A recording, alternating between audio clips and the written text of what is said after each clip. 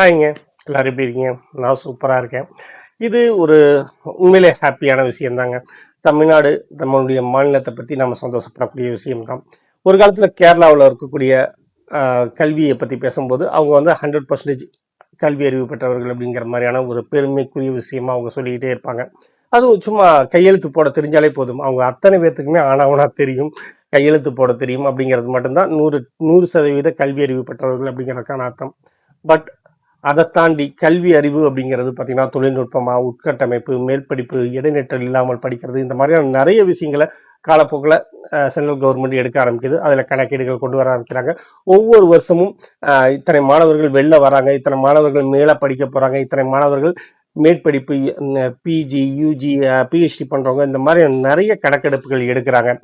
அது அத்தனையிலுமே தமிழ்நாடு முன்னாடி இருக்குது அப்படிங்கிறது தான் அவங்களே சொன்ன விஷயம்.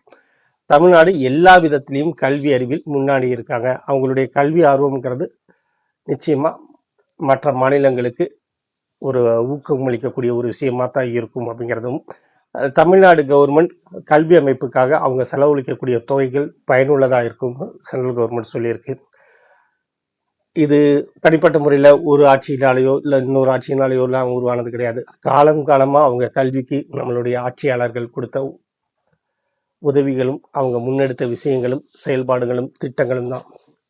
மதிய உணவு திட்டமாக இருக்கட்டும், சைக்கிளாக இருக்கட்டும், லேப்டாப்பாக இருக்கட்டும், அத்தனையிலையும் இன்றைக்கி ஸ்காலர்ஷிப்பாக இருக்கட்டும், அத்தனையிலையும் எந்த வகையிலையும் மாணவர்கள் எக்காரணத்தை கொண்டும் இடைநிற்றல் ஆகிடக்கூடாது, படிப்பு விட்டுறக்கூடாது அப்படிங்கிறத கவனம் செலுத்துறதா இருக்கட்டும்.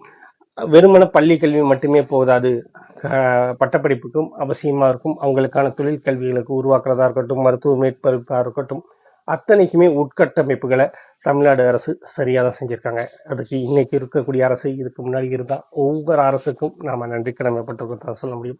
ஏன்னா கல்வி அறிவு பெற்ற தலைமுறை அப்படிங்கிறது மிக மிக ஆரோக்கியமான தலைமுறை அப்படிங்கிறது தான்.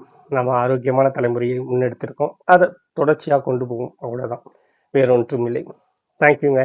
நான் இன்னொரு வீடியோவில் உங்களை கண்டிப்பாக சந்திக்கிறேன். நன்றி.